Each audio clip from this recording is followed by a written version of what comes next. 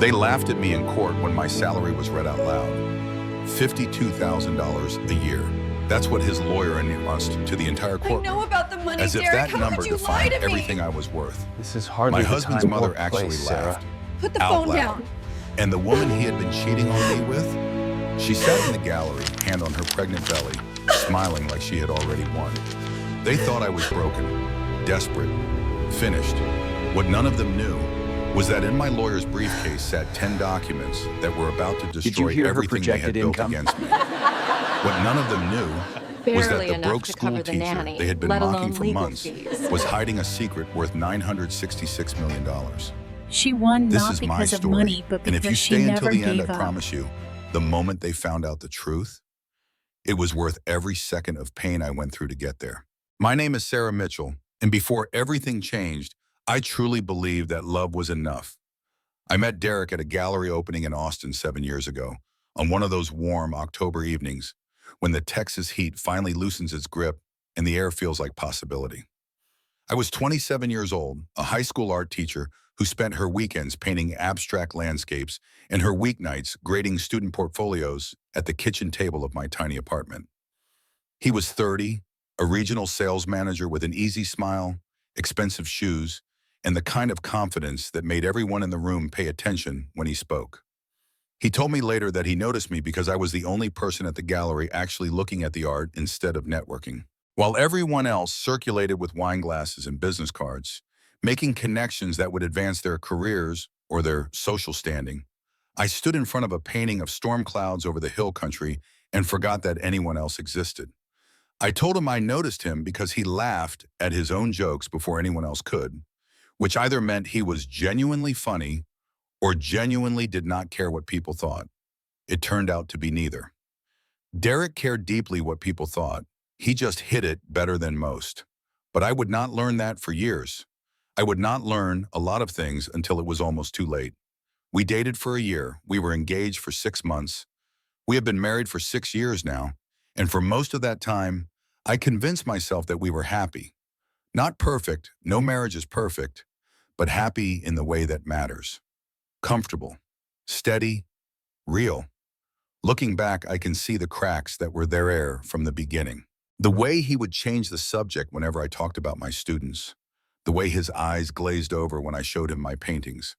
The way he introduced me at his work functions. This is my wife, Sarah. She teaches high school, with a slight emphasis on high school that made it sound like an apology. But I loved him, or I loved who I thought he was. And I told myself that the things that bothered me were small things, unimportant things, the kind of compromises everyone makes in a marriage. I told myself that he would grow, that we would grow together. Derek made more money than I did. He reminded me of this often, though always in ways that sounded like concern rather than criticism.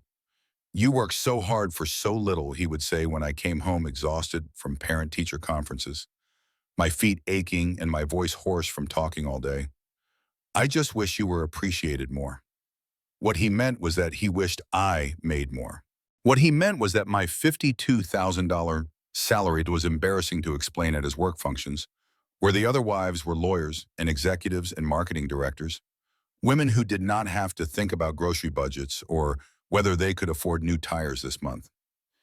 His mother was worse.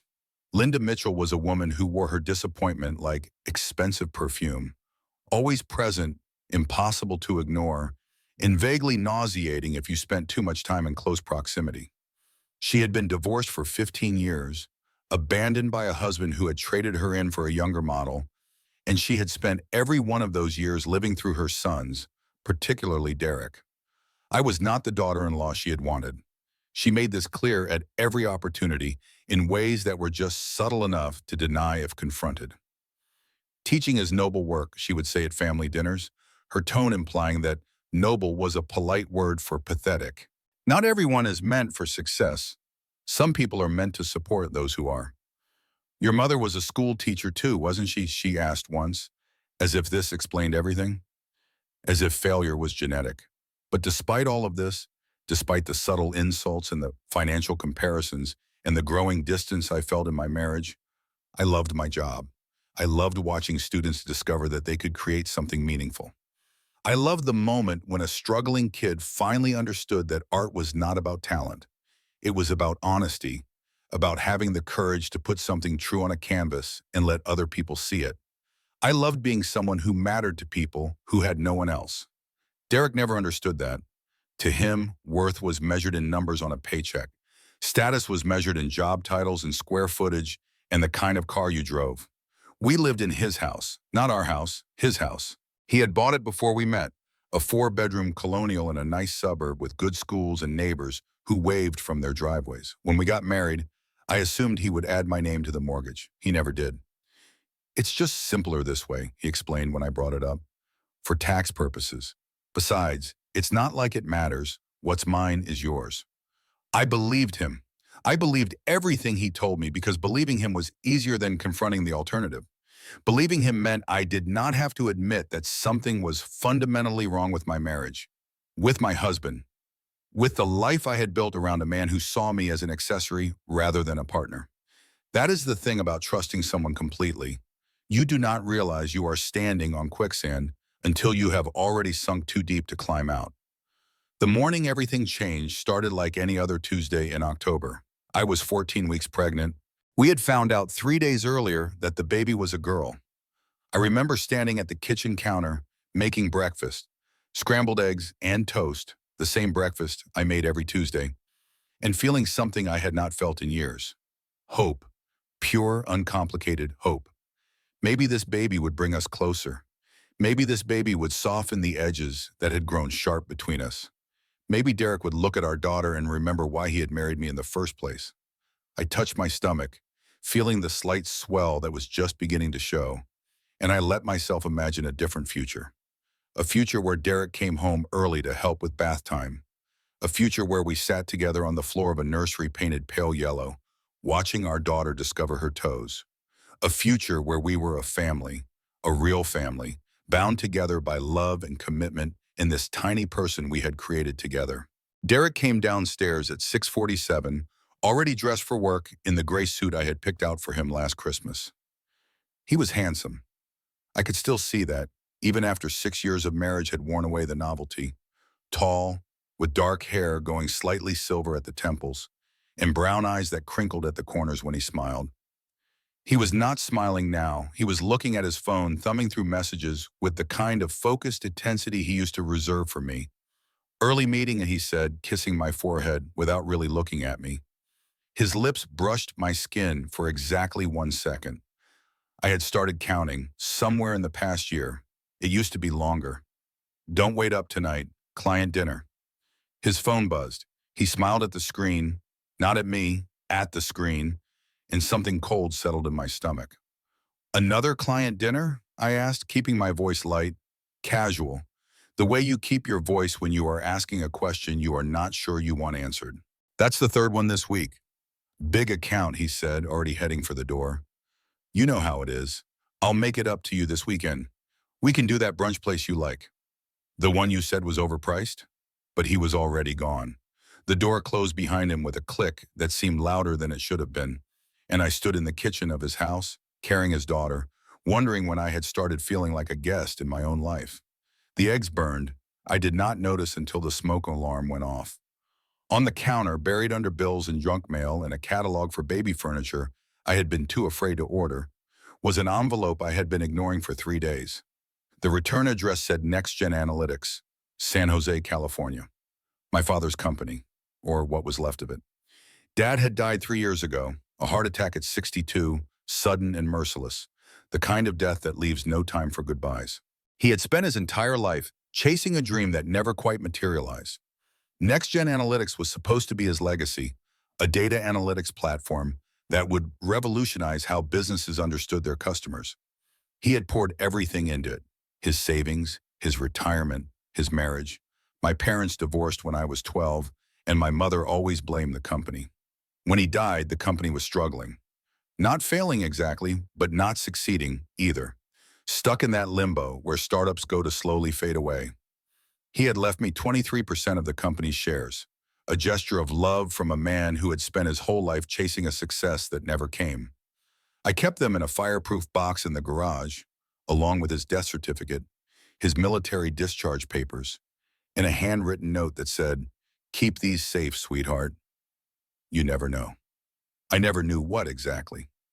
Dad had been full of optimism that reality never quite matched. He believed in impossible things, in his company, in his inventions, in a future where everything would finally come together. He died still believing, which was either beautiful or tragic depending on how you looked at it. The shares were worth maybe $50,000. I knew because I had checked once, about a year after he died. I thought about selling them. $50,000 would have been nice, would have paid off my student loans, and maybe let me buy a car that did not make ominous noises on the highway. But something stopped me. Sentimentality, maybe. The knowledge that selling those shares would mean admitting that my father's dream was truly dead. So I kept them. Checked on them once a year, more out of duty than hope. Let the annual reports pile up unopened, because reading about the slow decline of my father's life's work was more painful than I could bear. I picked up the next-gen envelope, started to open it, then set it back down. I was tired. I was pregnant. I was worried about my husband in ways I could not quite articulate even to myself. Whatever next-gen wanted could wait. That decision, that small, inconsequential decision to set an envelope aside and deal with it later, would later seem either like the worst mistake of my life or the best one, depending on how you looked at it. Because inside that envelope was a letter that would have told me everything. A letter that would have changed the entire trajectory of the next few months. But I did not open it. I scraped the burned eggs into the trash, turned off the smoke alarm, and drove to work. Some decisions echo forever. Jefferson High School sat on 20 acres of flat Texas land, a sprawling complex of beige buildings that had been built in the 1970s and renovated just enough to pass inspection without actually becoming modern. The art room was in the back corner of the building, tucked away behind the gymnasium, with windows that faced the football field and walls covered in student work from the past decade. I loved that room. I had made it my own over 7 years of teaching, hung wind chimes in the windows, painted the cabinets bright colors, filled every surface with supplies and projects in the beautiful chaos of creation. My students called it the cave, partly because it was always slightly dim. 2 of the fluorescent lights had been broken for 3 years and maintenance never seemed to get around to fixing them, and partly because they said coming to my class felt like entering a different world. That morning I was teaching my juniors about self-portraits. The assignment is not to make yourself look good, I explained, walking between the easels as they worked. The assignment is to make yourself look true. What does your face say about who you are? What stories are written in the way you hold your shoulders, the way you set your jaw, the way your eyes look when you're not trying to look like anything at all? A lot of them were struggling. That was normal. Self-portraits are hard for teenagers who are still figuring out who they are and are therefore terrified of committing any version of themselves to permanence. They made themselves too pretty or too ugly or too generic. They hid behind techniques and tricks instead of facing the canvas honestly. But that was the point of the exercise, not to produce a masterpiece, but to practice the courage of being seen. I stopped at Tommy Rivera's easel. Tommy was 16, a quiet kid who wore long sleeves even in the Texas heat and sat in the back corner of every class. His grades were mediocre, his attendance spotty, and his disciplinary file was thick with infractions that seemed designed to keep people at a distance, talking back to teachers, refusing to participate, walking out of class without explanation. The other teachers had written him off. "Problem kid," they said, "not worth the trouble." I saw something different. I saw a boy who was screaming for help in the only language he knew, the language of pushing people away before they could get close enough to hurt him. His self-portrait was different from the others. It was dark, angry, almost violent, slashes of red and black that looked more like a wound than a face. The eyes were empty. The mouth was a grimace. Looking at it felt like looking at pain made visible. I pulled up a stool and sat beside him. "Tell me about this," I said. "It's just how I feel." His voice was defensive, but underneath it was something else. Something desperate to be heard. "You said to make it true." "I did. And you did." I studied the canvas, giving it the respect it deserved. "Art doesn't lie, Tommy. When everything else feels fake, you can trust what comes out on the canvas. So what is this telling you? What is this painting trying to say? He was quiet for a long time. Around us, the other students worked, the soft sounds of brushes on canvas creating a kind of white noise that made our conversation feel private. My parents are getting divorced, he finally said, not looking at me. My dad, he hits my mom. I hear them through the walls at night. I don't know who I'm supposed to be anymore. I don't know whose side I'm supposed to be on. I don't know if I'm supposed to protect her or hate him or just pretend like everything is normal. He finally looked at me, and his eyes were the eyes from the painting, empty and desperate and so young. Nobody ever asked me how I'm doing, he said. They just tell me to keep my grades up and stay out of trouble. Like that's all that matters. My heart broke for him. This boy carrying burdens no 16-year-old should have to carry, invisible to everyone who should have been helping him.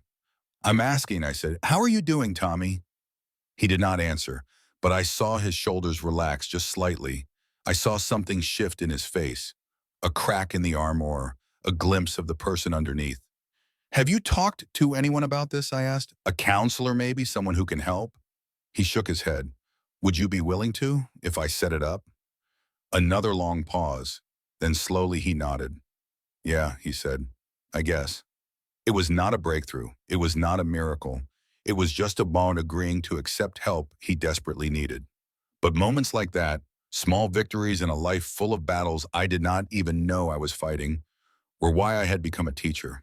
Why $52,000 a year felt like enough. Why I kept coming back to this room year after year, even when the budget cuts got deeper and the class sizes got larger and the world seemed determined to devalue everything I cared about. My phone buzzed in my pocket. I glanced at it, an unknown number, San Jose area code, and silenced it without answering. Probably a telemarketer, or a robocall about my car's extended warranty. It was neither. It was Marcus Webb, co-founder of NextGen Analytics, calling to tell me that my life was about to change forever.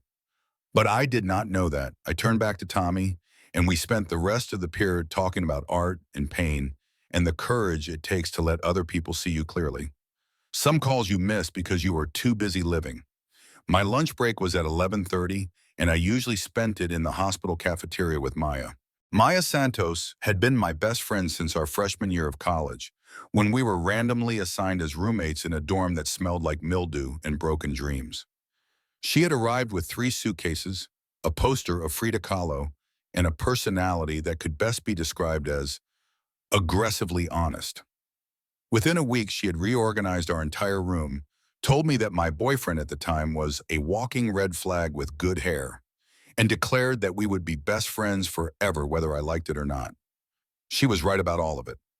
Now she was 35, a nurse at Austin Memorial Hospital, a divorced single mom with a 7-year-old son named Lucas, and the only person in my life who told me the truth even when the truth was hard to hear.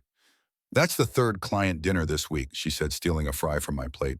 We were sitting in the hospital cafeteria, surrounded by doctors in scrubs and exhausted family members, and the particular sadness that seems to permeate hospitals, no matter how cheerful the paint colors. He's up for a promotion, I said, the same excuse I had been making for months. It's temporary. Things will calm down once. Sarah. Maya cut me off with a look. I said the same things about Carlos. Word for word. He's just stressed. It's temporary. I'm being paranoid. You know how that ended. I knew. Everyone knew. Carlos Santos had been the perfect husband right up until the moment Maya discovered he had been sleeping with his secretary for 2 years. The divorce had been brutal. He fought for custody of Lucas, not because he wanted their son, but because he knew it would hurt Maya. He dragged her through court for 18 months, made accusations about her mental health, tried to paint her as an unfit mother because she worked night shifts. She won, barely. But the battle had left scars that were still healing 3 years later. Derek's not Carlos, I said, but even I could hear how weak it sounded. Maybe not, but something's going on. Maya leaned forward, her dark eyes serious. You've lost weight. You're not sleeping. I can see it in your face. And you're making excuses for him that you shouldn't have to make. That's not pregnancy stress. That's something else. I don't want to talk about this. I know you don't, but I'm going to say it anyway, because that's what best friends do. She reached across the table and took my hand. Pay attention, Sarah. You're pregnant. You deserve to know what you're bringing a baby into. And if there's something wrong, it's better to find out now than later. I pulled my hand away. There's nothing wrong. Maya looked at me the way she always did when I was lying to myself, with love and frustration in equal measure. Okay, she said. But if you ever need somewhere to go, my couch is always open. I'm not going to need your couch. I hope you're right. She stole another fry. Now tell me about the baby. Have you started thinking about names? Please tell me you're not letting Linda have input, because you know she's going to suggest something awful like Derek Jr. or Linda II. I laughed despite myself, and the tension between us dissolved the way it always did. We spent the rest of lunch talking about baby names and Maya's latest dating disaster, a man who had seemed perfect until he revealed on their third date that he did not believe in dinosaurs, and the comfortable mundane details of our lives. But as I drove back to school, Maya's words echoed in my head. Pay attention. Something's wrong. You deserve to know. I pushed the thoughts away. I had a baby to think about, a marriage to save, a life that was complicated enough without borrowing trouble from my imagination. I did not know then that the trouble was not imaginary. I did not know that it had been growing in the shadows for 2 years, waiting for the right moment to destroy everything I thought I knew. Some truths announce themselves with trumpets and earthquakes. Others creep in on silent feet and wait until you are not looking to strike. That evening, Derek's mother hosted one of her family dinners. These dinners happened every other week, regular as clockwork, and I had learned to dread them the way other people dread dentist appointments or tax audits. Linda Mitchell's house was a showcase of everything she wanted people to believe about her. Expensive furniture, tasteful art, a kitchen that looked like it had never been used because she hired caterers for every occasion. I arrived at 6 o'clock, wearing a maternity dress that was slightly too tight because nothing fit properly anymore, carrying a bottle of wine I could not drink and a dessert I had made from scratch because Linda would comment if I brought store-bought. Derek was already there, standing in the living room with his brother Kevin and Kevin's wife Amanda. He did not look up when I came in. Sarah, Linda descended on me with an air kiss that landed somewhere near my left ear. You look healthy, eating for two, I see. Thank you for having us, Linda. Of course, dear. Family is everything. She said this while looking at my stomach with an expression that suggested she was calculating the baby's net worth. Derek says the baby is a girl. How wonderful. Girls are so much easier, more docile. I bit back 3 responses and smiled. We're very excited. Dinner was a masterclass in passive aggression disguised as polite conversation. I hope the baby gets Derek's metabolism, Linda said, eyeing my plate as I reached for a second helping of potatoes. The women in your family tend to hold on to weight. My mother was quite slim, actually, I said. Oh, was she? I must be thinking of someone else. Kevin shifted uncomfortably. Amanda studied her fork like it contained the answers to the universe. Derek said nothing. I've been telling everyone about the baby, Linda continued, as if the previous exchange had not happened. Everyone is so excited. Derek is finally settling into the life he was meant to have. Of course, he dated such accomplished women before.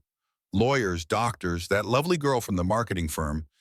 But there's something to be said for stability. Not everyone is meant for success, and that's perfectly fine. Someone has to support those who are. She smiled at me, and the smile said everything her words pretended not to say. Teaching is noble work, Sarah. It really is. I have great respect for people who serve. I force my hands to stay relaxed around my fork. I enjoy it. Of course you do, dear. Of course you do. After dinner, I escaped to the bathroom to compose myself. I stood at the sink, staring at my reflection, the dark circles under my eyes, the tired set of my shoulders, the woman who had somehow become a stranger in her own life, and tried to remember the last time I had felt like myself.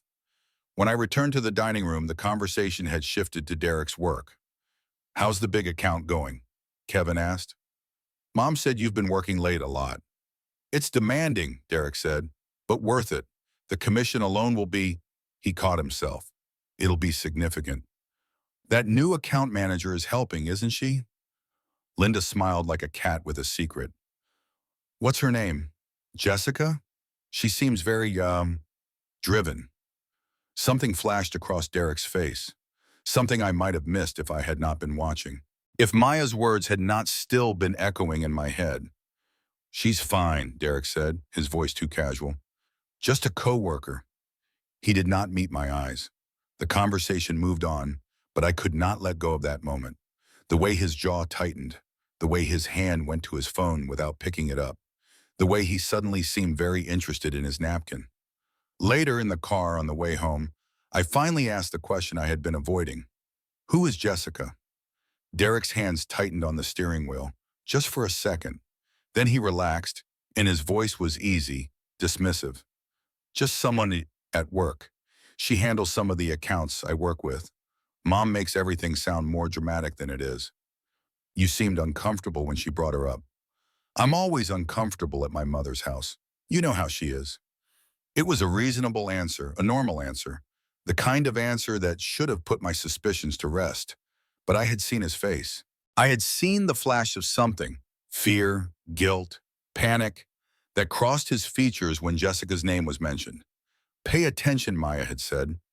I filed that moment away along with all the other small moments I had been collecting without quite meaning to. The late nights, the sudden protectiveness over his phone, the way he turned the screen away when texts came in, the client dinners that seemed to multiply like rabbits. I told myself I was being paranoid. I told myself that pregnancy hormones were making me irrational. I told myself that Derek loved me, that we were building a family together, that everything was fine. But some part of me, the part that noticed things, the part that had survived by paying attention to what people did not say, that part knew better.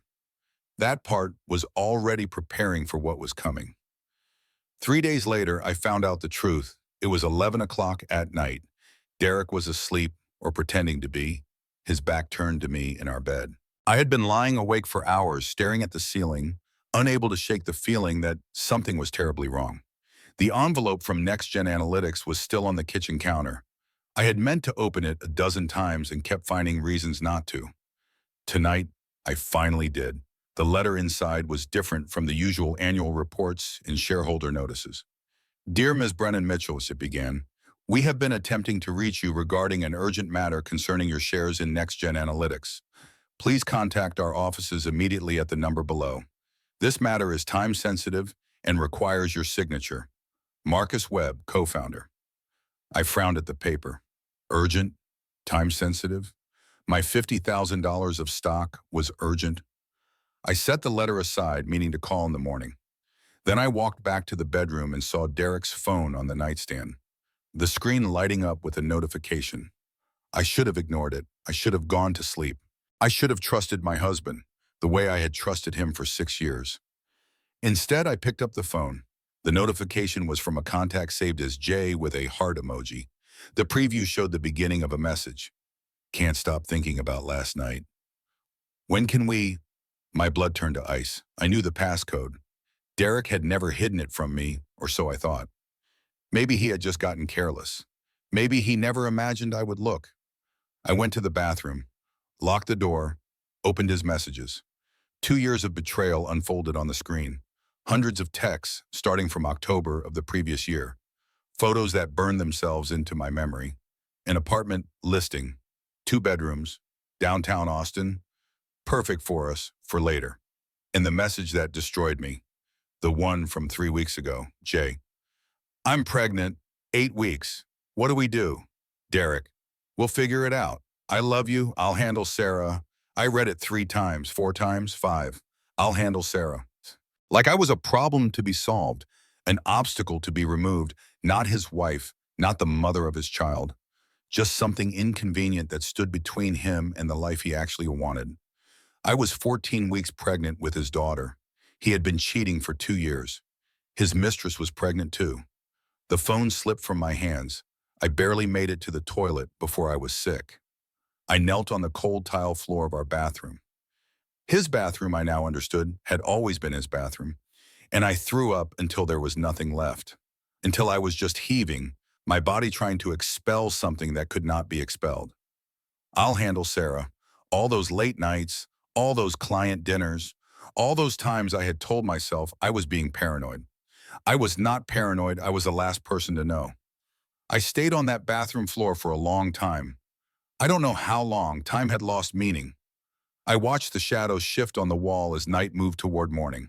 I listened to my husband sleep peacefully in the next room, dreaming of whatever men dream about when they have destroyed everything and do not yet know they have been caught. And I made a decision. I was not going to wake him. I was not going to confront him in the middle of the night, emotional and vulnerable and easy to manipulate. I was going to gather my thoughts, gather my evidence, gather myself. Then and only then would I face him.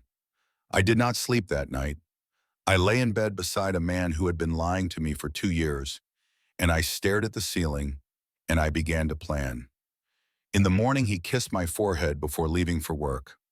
Love you, he said, the same way he said it every morning, meaningless and automatic. I watched him go. I counted the seconds his lips touched my skin. 1. I wondered how many of those seconds had been lies. All of them, probably. All of them from the very beginning. The confrontation happened 2 hours later. I had spent those 2 hours in a strange state of calm. I made coffee. I ate half a piece of toast. I showered and dressed and went through the motions of normalcy while inside, something fundamental was rearranging itself. The Sarah who had woken up yesterday believed in her marriage, believed in her husband, believed that love, given enough patience and forgiveness, could overcome anything. The Sarah who sat at the kitchen table that morning, waiting for her husband to come back for the briefcase he had forgotten, knew better. Derek walked through the door at 8:30, already annoyed at himself for the inconvenience. Forgot the Morrison file, he said, heading for his home office. I'll be late for my 9 o'clock. Who is Jessica? He stopped. His back was to me, so I could not see his face, but I saw his shoulders tense, saw his hand freeze on the doorframe. What? Jessica, your coworker, the one your mother mentioned at dinner. I kept my voice calm, neutral, as if we were discussing the weather. The one who's 8 weeks pregnant with your baby. He turned around slowly. The expression on his face cycled through several emotions: shock, fear, denial, calculation, before settling on righteous indignation. You went through my phone? Don't. That's a violation of my privacy, Sarah. I said don't. I stood up and my voice was harder than I knew it could be. I read everything. 2 years of everything. Don't you dare try to make this about my privacy when you've been lying to me for 24 months. Silence. The mask he wore, the charming, reasonable mask that had fooled me for so long, began to crack. Sarah, listen. I'm pregnant, Derek. 14 weeks pregnant with your daughter. And you've been sleeping with another woman for 2 years. Another woman who is also pregnant. I heard my voice shake and forced it steady. How long were you going to wait? Until the baby was born? Until the divorce papers were ready to sign? What was the plan? What followed was a textbook demonstration of something I would later learn is called DARVO: deny, attack, reverse victim, and offender. Abusers use it to make their victims doubt their own reality. Derek had been practicing on me for years in small ways I had never quite recognized. Now he deployed it with full force. You're overreacting, he said. It's not what you think. Those texts were taken out of context. Out of context? I'll handle Sarah? What context makes that acceptable? You don't understand the pressure I've been under. Work has been, don't blame your compo. Don't you dare. His expression hardened. The concerned husband act dropped away, and underneath was something cold, something calculating. Fine, he said. You want the truth? Here's the truth. You push me away. You're always tired, always at work, always with your students. You care more about other people's kids than you do about me. I'm pregnant with your child. And she listens to me, he was shouting now. She cares about my day. She asks about my work. She makes me feel like I matter, instead of like I'm just the guy who pays the mortgage. I stared at him. This man I had loved. This stranger wearing my husband's face. She's pregnant, I said quietly. Yes. 8 weeks. Yes. And you were going to, what? Keep us both? See which one worked out better? He did not answer, which was answer enough. I want a divorce, he said finally, and his voice was flat now, businesslike, as if we were negotiating a contract instead of ending a marriage. I've already talked to a lawyer. This doesn't have to be difficult. We can be adults about it. The audacity of it took my breath away. He had been cheating for 2 years, had gotten another woman pregnant, had planned to handle me like an inconvenient problem, and he wanted me to be an adult about it. And our daughter? He shrugged, actually shrugged, as if I had asked about what to do with the old furniture. Kids adjust, he said. My lawyer says I'll probably get 50-50 custody. Jessica is excited to be a stepmom. Something inside me went very cold, very still. Get out. Sarah, get out of this house, right now. This is my house, Ham said. And there it was, the truth I had been ignoring for years, finally spoken aloud. Your name isn't even on the mortgage. But don't worry, my lawyer will send papers. We can discuss logistics later. I have a meeting. He picked up his briefcase, walked to the door, paused with his hand on the handle. For what it's worth, he said, I never meant to hurt you. Things just happened. Then he left. He walked out the door of his house, away from his pregnant wife, toward his pregnant mistress, like he was going to brunch. I stood in the kitchen, alone, and felt the life I had built crumbling around me. The blows came fast after that. The first one landed at 9:15. I called our bank to check our savings account, the one we had been building together for 6 years, the one that was supposed to be for emergencies and someday a bigger house and our daughter's college fund. I'm sorry, Mrs. Mitchell, the banker said. That account was closed yesterday. The balance was withdrawn in full. Closed? How can it be closed? Your husband is the primary account holder. He has full authority to... I hung up. $34,000. Gone. Every penny we had saved together withdrawn the day before he walked out. He had known exactly what he was doing. He had planned this down to the last detail. The second blow came at 9:45. I called a divorce attorney, the first one I found online because I had never thought I would need to know how to find a divorce attorney, and asked about retainer fees. $5,000, the receptionist said. We can set up a payment plan if needed. I had $847 in my personal checking account. The third blow arrived by courier at 11 o'clock. Eviction notice. The house, his house, had always been his house, was in Derek's name alone. I had 30 days to vacate. 30 days. I was 14 weeks pregnant, unemployed for the summer, and I had 30 days to find somewhere to live with $847 to my name. I stood in the foyer of the house I had called home for 6 years, holding a piece of paper that said I did not belong there, and I felt something inside me start to break. My phone buzzed, a text from an unknown number. When I opened it, I saw a photo. Jessica Crane, glowing and beautiful, standing in my kitchen. My kitchen. The kitchen where I had made breakfast that morning, where I had stood 14 weeks ago when Derek told me I was finally pregnant, where I had built 6 years of memories that meant nothing to anyone but me. She had one hand on her stomach. The other was wrapped around a coffee mug from the set Derek's own mother had given us for our wedding. The caption read, "May the best mom win." I collapsed, my knees gave out, and I hit the floor of the foyer hard. The eviction notice fluttered from my hands. My phone landed somewhere beside me, Jessica's smiling face still lighting up the screen. I could not breathe. My chest was tight, my vision was narrowing, and somewhere in the distance I could hear someone making a sound like a wounded animal. It was me. I was making that sound. I do not know how long I lay there, long enough for the sunlight to shift across the floor, long enough for my throat to go raw from crying, long enough for the initial shock to fade into something duller and heavier. A grief so profound it felt like being buried alive. Eventually I managed to pick up my phone to dial the only number I could think of. Maya answered on the second ring. "Sarah, what's wrong?" I tried to speak. The words came out broken, barely intelligible through the sobs. "Derek, he's been 2 years. She's pregnant. I have to leave." "Where are you?" "Home." I'm home, but it's not. It's not my home, Maya. It was never. I'm coming. Stay there. Don't move. She found me in the parking lot of my apartment building 45 minutes later.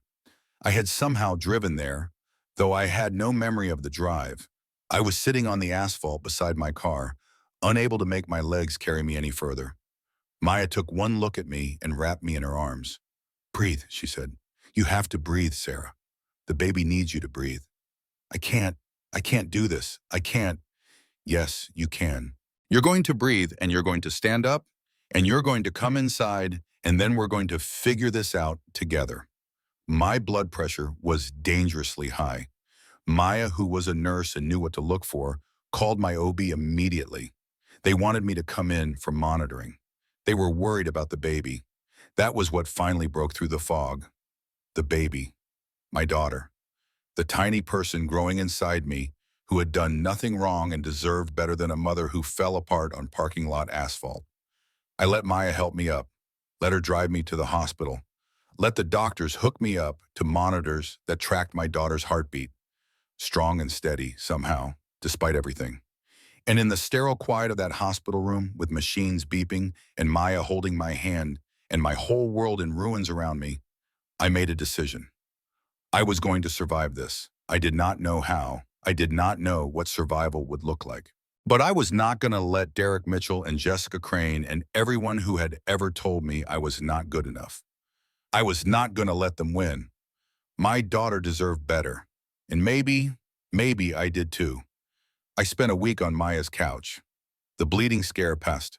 The baby was stable, a miracle given the stress I had been under. The doctors told me to rest, to avoid stressful situations, to take care of myself. As if any of that was possible. Maya took care of us the way only someone who has been through it can. She did not try to fix me or offer empty platitudes or tell me everything would be okay. She just sat with me in the darkness and reminded me that dawn would eventually come. You know what I did the first week after Carlos left? She said one night, bringing me soup I had not asked for. I ate an entire cheesecake, not slices, the whole thing. Then I threw up. Then I bought another one. A ghost of a smile crossed my face. I stayed in bed for 6 days, she continued. My mom had to literally drag me to the shower. She said, you smell like death, mija. You're not allowed to smell like death around my grandson. How did you get through it? I asked. The question felt impossible. Getting through it was something that happened to other people. Stronger people, braver people. People who had not built their whole lives around a lie. One day at a time, Maya said. Sometimes 1 hour, sometimes one breath. She sat beside me, her hand finding mine. And I remembered something my grandmother used to say, Los que más te quieren, más te extrañan. The ones who love you most are waiting for you to come back. She put her other hand on my stomach, on the baby I was still trying to protect. She's waiting for you, Sarah, your little girl. She's waiting for her mama to come back. The tears came then, different tears than before. Not the hopeless tears of someone who has lost everything. The quieter tears of someone who is beginning to find the strength to keep going. You don't have to win tomorrow, Maya said. You just have to wake up tomorrow. Can you do that? I nodded slowly. Yeah, I can do that. It was not much. It was the smallest possible victory. The decision to open my eyes in the morning instead of keeping them closed. But it was enough to start. The next-gen letter was still in my purse, crumpled and forgotten amid the chaos. I found it 3 days later when I was finally functioning enough to look through my things. Dear Ms. Brennan Mitchell, we have been attempting to reach you regarding an urgent matter concerning your shares. I should call them, I thought, at some point, when I could think about something other than how to survive the next hour. But there were more pressing concerns, like finding a lawyer I could afford on $847, like figuring out where I would live in 30 days when I had no money, no job, and a baby on the way, like keeping my daughter, because that was the real battle I was beginning to understand. Derek did not want Emma. If he wanted Emma, he would not have spent 2 years building a second family without telling me. But he would fight for custody anyway, because fighting would hurt me. Because 50-50 custody would mean I could never fully escape him. because having claim to his daughter was a trophy he could display to the world, proof that he was a good father even as he was a terrible husband. I had seen what Maya went through with Carlos, 18 months of custody hearings, accusations, character assassinations. It had nearly destroyed her, and she was one of the strongest people I knew. How was I supposed to survive that? With no money, no lawyer, no home of my own. Some battles, I was beginning to understand, are lost before they even begin. But I was going to fight anyway, because giving up was not an option, because my daughter deserved a mother who tried.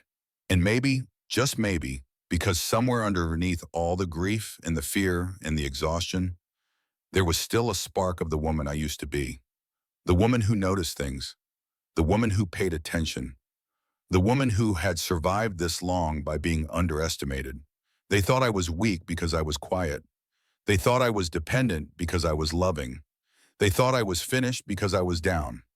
They were wrong, they just did not know it yet. The legal aid office was in a strip mall between a nail salon and a tax preparation service.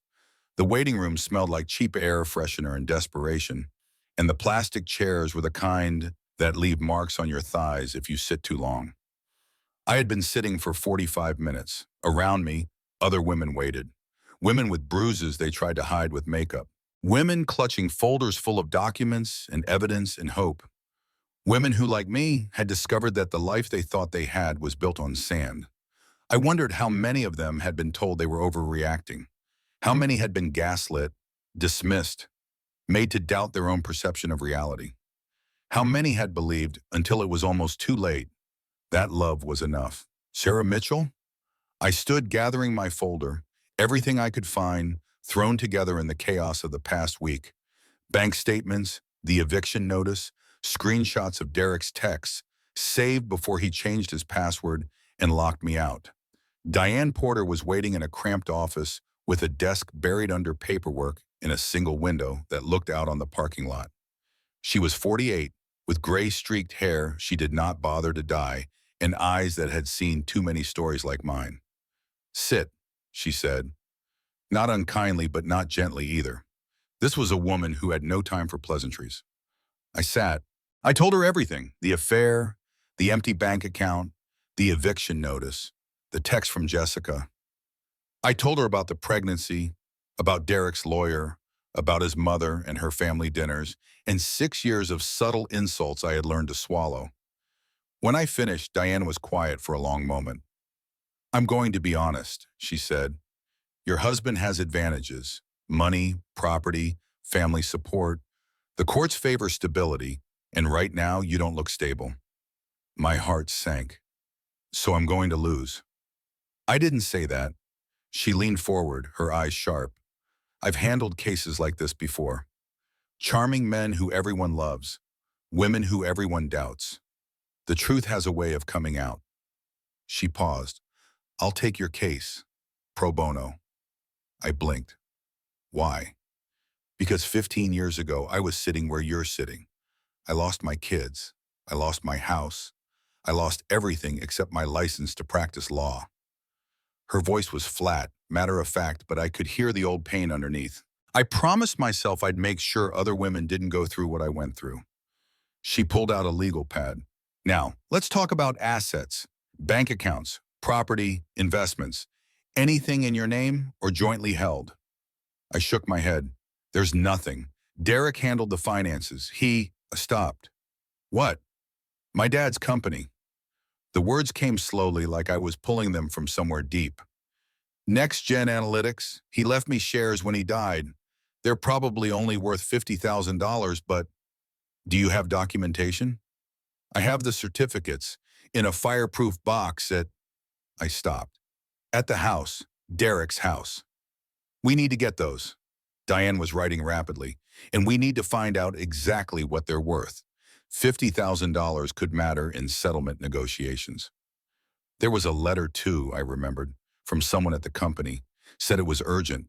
I meant to call back, but— "Call them," Diane said, her voice sharp. "Today. Find out what's going on." That evening, in Maya's tiny apartment, I finally dialed the number from the Next Gen letter. The receptionist answered. I gave my name, expecting to be transferred to voicemail or told that Mr. Webb was unavailable. Instead, her tone changed instantly. Urgency crept into her voice. Please hold. I'm transferring you to Mr. Webb directly. Before I could respond, the line clicked. 2 seconds of hold music. Then, Ms. Mitchell, thank God. I've been trying to reach you for 2 months. I'm sorry, I said, caught off guard by his intensity. I've been dealing with some things. I understand, but I need to speak with you, in person if possible. It's about your shares. I sighed. My $50,000 of stock was the last thing I wanted to think about right now. Mr. Webb, I appreciate the call, but those shares are worth maybe $50,000. Right now, I'm facing a divorce. I might lose my daughter. I don't have time to... Ms. Mitchell. His voice cut through my spiral. Sarah, listen to me. Your shares are not worth $50,000. Silence. What do you mean? Microsoft acquired NextGen last month. The deal closed at $4.2 billion. I stopped breathing. Your father owned 23% of the company. He left those shares to you. Sarah, he paused, and I could hear him choosing his words carefully. You're worth approximately $966 million. The phone slipped from my hand and clattered to the floor. Maya was there in seconds, picking it up, asking what happened, speaking to Marcus Webb in a voice that sounded very far away. $966 million. My father, the man everyone called a failure, the man who died alone in a studio apartment with nothing but his dreams and his patents and his stubborn belief that someday, somehow, it would all work out, had left me nearly $1 billion. That's not possible, I whispered when Maya finally hung up. It's not possible. He's sending documentation, Maya said. Her face was pale, her eyes wide. He says he's been trying to reach you for months. The acquisition happened right after everything started. I started laughing, then crying, then both at once a hysterical release of emotions I had been holding back for too long. My dad, I managed through the tears. My dad, Maya. He always said, you never know. He left me that note with the stock certificates. Keep these safe, sweetheart. You never know. He knew, Maya said softly. Somehow he knew. He didn't know, he just believed. He believed in impossible things. He believed his whole life, even when everyone told him he was crazy, even when my mom left him because she couldn't take it anymore, even when he died alone thinking he'd never accomplished anything. I looked at my hands. The hands that had held my father's hands when he was dying, when he apologized for not leaving me more, for not being the success he wanted to be. He didn't fail, I said. He just didn't live to see it.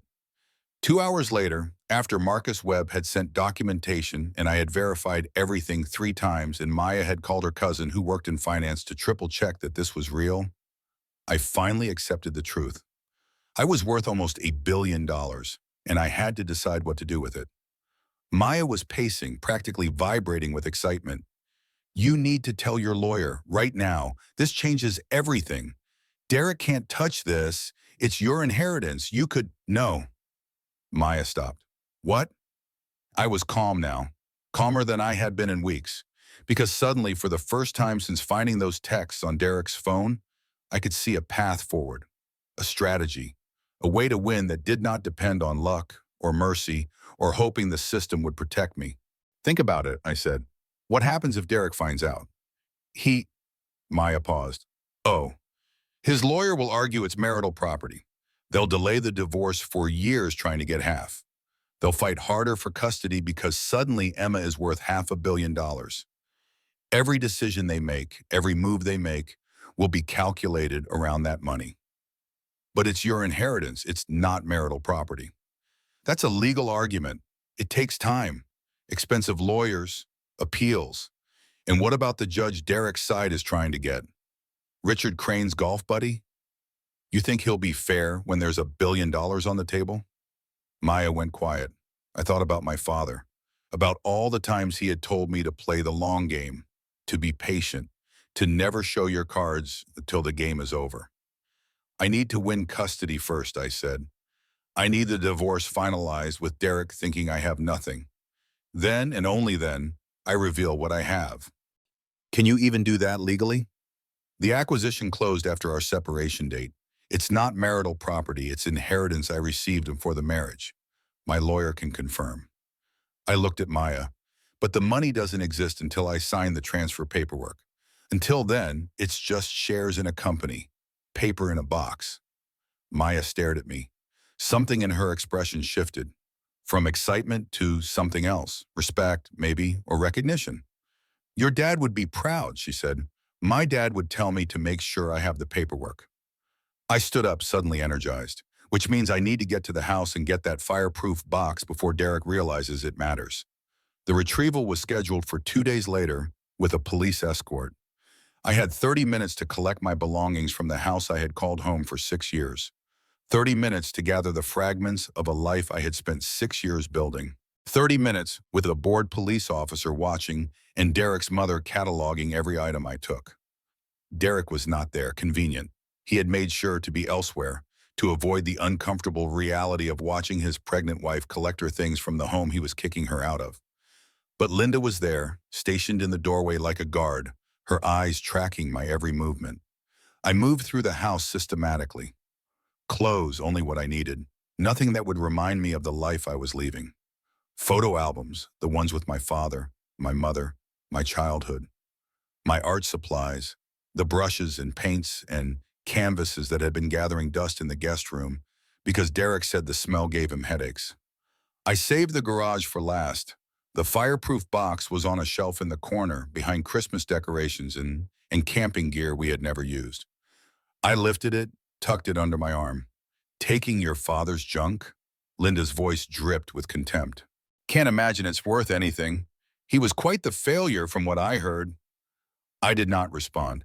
You know, she continued, you're making this harder than it needs to be. Derek was very generous in his offer. $20,000 and you walk away. No custody fight, no drama. I turned to face her. 6 years of swallowed insults. 6 years of comments about my weight, my my family.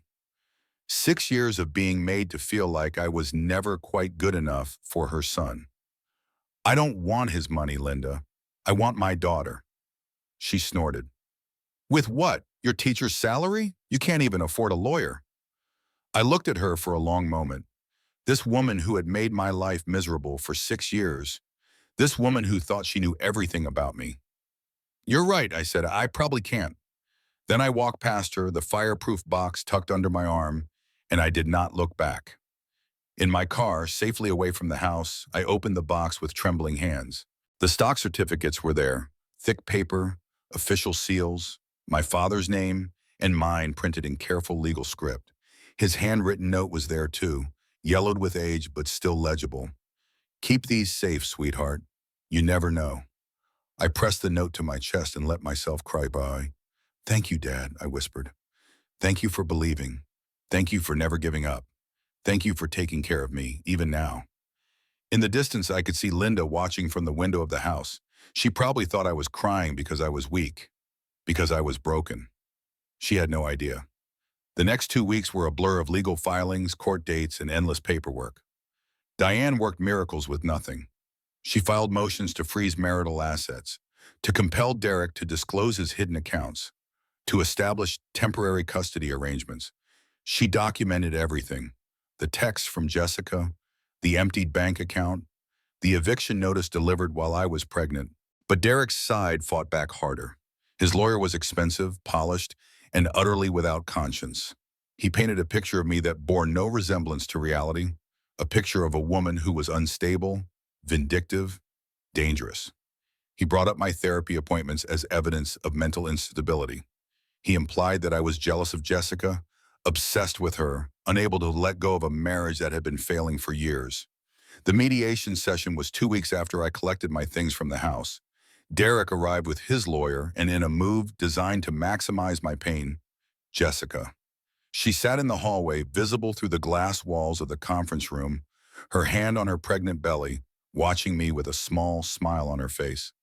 A power play, a reminder. Look what I have. Look what you lost. My client is offering $20,000 in settlement and 50-50 custody, Derek's lawyer said. He was a large man with small eyes and a suit that probably cost more than my car. Given Ms. Mitchell's limited financial circumstances, this is more than generous. Your client emptied their joint savings and left mine with nothing, Diane countered. He's offering her own money back. Alleged, the lawyer smirked. Besides, we should discuss Ms. Mitchell's mental state. 3 separate therapy appointments in the past month. Clearly some instability there. I gripped the edge of my chair. Diane squeezed my hand under the table. My client simply wants what's best for the child, the lawyer continued. Stability, structure, a home, not a couch in someone's apartment. Derek nodded, playing the concerned father. I never wanted any of this. I still care about Sarah. I just want to be a good father. I wanted to scream. I wanted to throw something. I wanted to tell them all exactly what Derek's text had said, what kind of good father he had been planning to be. Instead, I kept my voice calm. I'd like to collect a few more things from the house. My father's belongings, sentimental items. Nothing of monetary value. Derek's lawyer looked suspicious. What things? A fireproof box in the garage, some papers, family photographs. Nothing you'd be interested in. Derek waved his hand. Fine, whatever. I don't care about that junk anyway. Under the table, my hands were steady. He had just agreed to let me retrieve documents worth nearly $1 billion, and he had no idea. The protective order hearing came 2 weeks later. Diane had been building a case around Jessica's harassment, the taunting text message, the social media posts that were clearly aimed at me, the pattern of behavior designed to intimidate and distress. The judge was an older woman named Patricia Coleman, with reading glasses and an expression that suggested she had seen everything and was impressed by nothing. I've seen enough, she said after reviewing our evidence. This pattern of behavior constitutes harassment. I'm granting the protective order. Ms. Crane is to have no contact with Ms. Mitchell, directly or indirectly. For the first time in weeks, I felt something like hope. Outside the courthouse, Maya hugged me so hard I could barely breathe. This is it, she said. This is the turning point. We went to a diner to celebrate, pancakes at 3 in the afternoon like we used to do in college when we were too broke for real meals and too stubborn to admit it. I laughed for the first time since finding those texts on Derek's phone. Real laughter, the kind that comes from hope. Maybe it's going to be okay, I said. Maybe I can actually do this. The hope lasted 4 days. Diane's face was grim when I walked into her office that Friday. Sit down, she said. Jessica had filed a counter-complaint. She claimed I had been harassing her, showing up at her workplace, sending threatening messages from burner phones, following her car, leaving notes on her windshield. The evidence was fabricated but convincing. Screenshots of text messages I had never sent, photos of my car near her apartment building on days I had never been there, a statement from her coworker backing up every lie. Judge Coleman recused herself, Diane said. Something about a conflict of interest. I don't buy it, but I can't prove otherwise. The new judge is Harrison Wells. The name hit me like ice water. Richard Crane's friend, Jessica's father, a wealthy real estate developer with connections throughout the Texas legal system. Diane had mentioned him before, the money behind Derek's legal team, the reason they could afford lawyers that charged more per hour than I made in a day. Wells dismissed your protective order, Diane continued, and he granted Jessica a restraining order against you. So she can contact me, but I can't defend myself. If you respond to anything she sends, you're in violation. If you show up anywhere she might be, including court dates she attends, you're in violation. I sat in stunned silence, processing the magnitude of what had happened.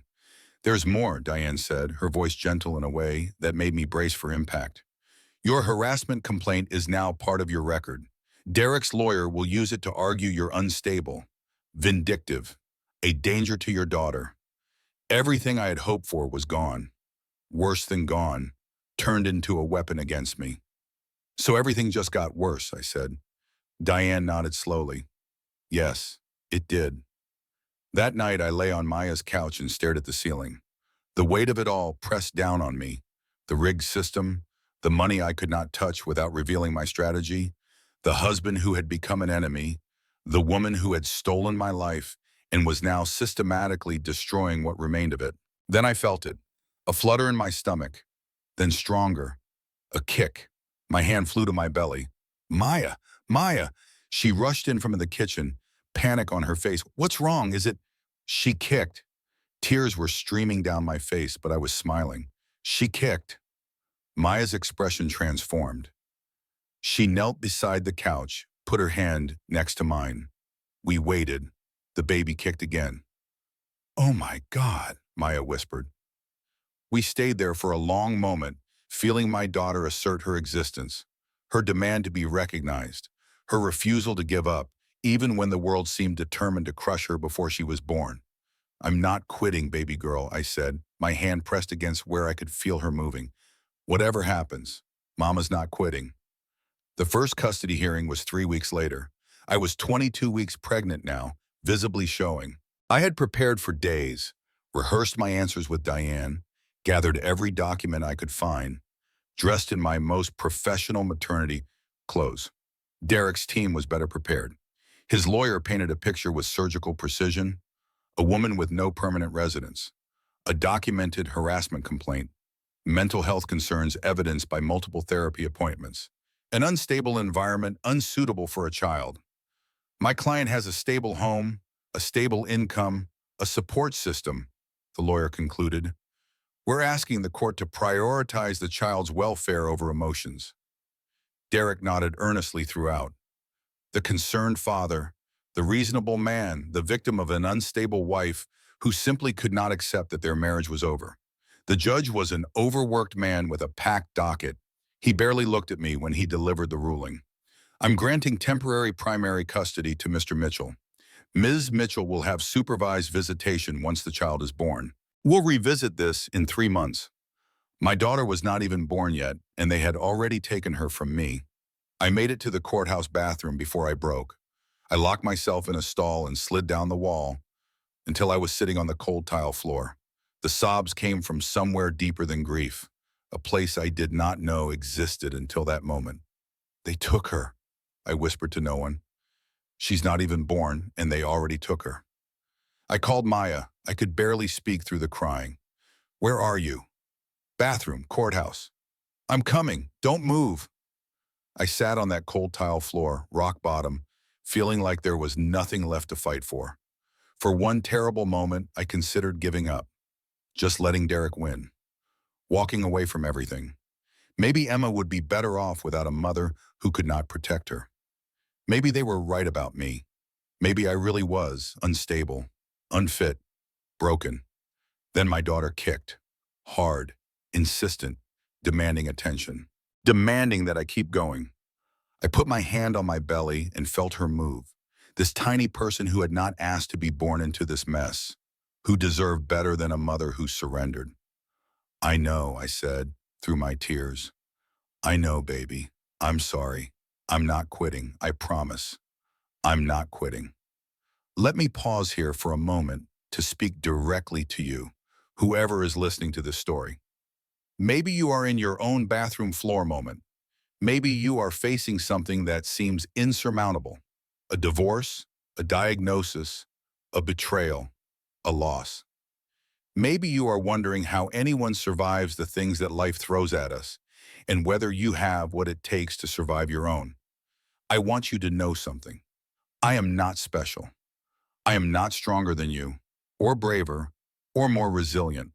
I am just a woman who got knocked down so many times she forgot what standing felt like. A woman who lay awake at night wondering if she was the problem. A woman who sometimes believed the lies people told about her because believing them was easier than fighting. The strength to keep going is not something you have or do not have. It is something you find when you have no other choice. It is something that appears when you stop looking for it and start putting one foot in front of the other anyway. That is what I did. One foot, then another, and eventually those steps added up to something. You can do the same thing, even when it feels impossible, even when every voice in your head is telling you to give up. One foot, then another, then another.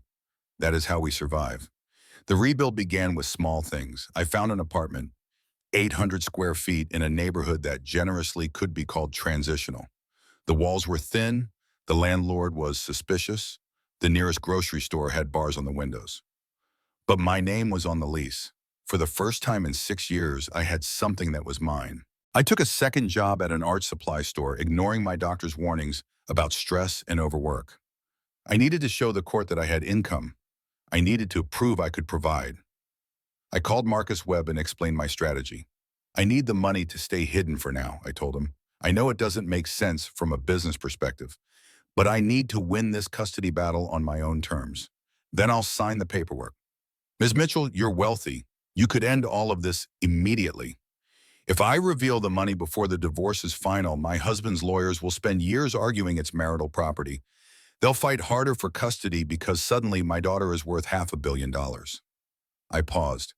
I need to win this as who I am, not as what I have. Marcus did not understand, but he was my father's friend, and he had seen my father fight impossible battles for decades. He agreed to set up accounts quietly, holding the acquisition proceeds in trust until I was ready.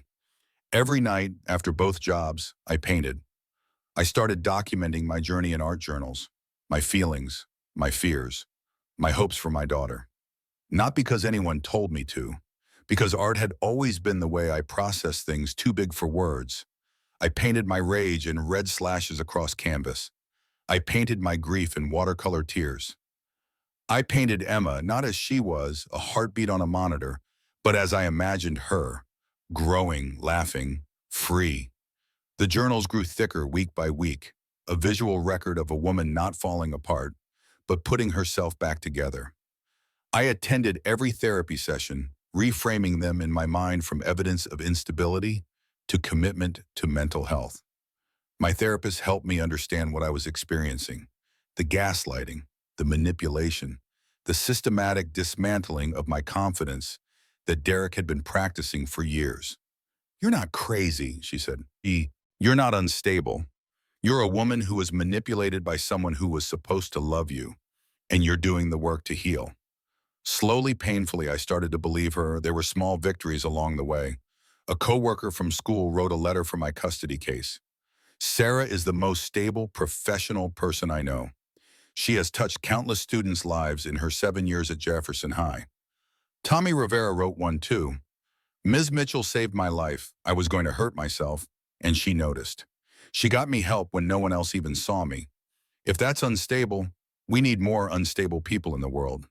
The letters accumulated, character witnesses, evidence of a life spent helping others, proof that I was not the person Derek's lawyer said I was. Then Diane called with news. "We found something," she said, and there was something in her voice I had not heard before. Hope, maybe, or determination. Derek didn't hide $78,000. He hid $156,000, multiple accounts, all in his name only, and we have a witness. A co-worker of Derek's had agreed to testify, someone who had heard Derek bragging about hiding money from the ex at a work function. "I filed an emergency motion," Diane continued. "Wells recused himself after I filed a conflict of interest complaint documenting his connection to Richard Crane. New judge, new hearing, next week." Hope bloomed in my chest, dangerous hope, the kind that could destroy me if it was disappointed. "Is this it?" I asked. "Is this the win?" Diane's expression flickered. "It's a crack in the armor. Let's see if we can break it open." The new hearing was scheduled for Thursday. I was 36 weeks pregnant now, enormous and uncomfortable, and running on caffeine and desperation. The baby was active, kicking constantly, as if she knew something important was happening. I arrived at the courthouse early. Diane was waiting for me by the metal detectors. Her face was pale. "What?" I asked. "What happened?" "The new judge got sick. Food poisoning, apparently." "Guess who's covering his docket?" I knew before she said it. Harrison Wells, Richard Crane's golf buddy. The judge who had dismissed my protective order. The judge who had granted Jessica a restraining order against me. The hearing was a formality. Wells postponed everything for further review. New date, 1 month out. I was 36 weeks pregnant. The new hearing would be after my due date. Done. That night, the stress triggered early labor. I woke to pain at 2 in the morning. Not the Braxton Hicks contractions I had been having for weeks. Real pain. Sharp, insistent, wrong. The kind of pain that says something is happening, whether you are ready or not. Maya drove me to the hospital. I gripped the dashboard and tried to breathe through contractions that were coming too fast, too soon.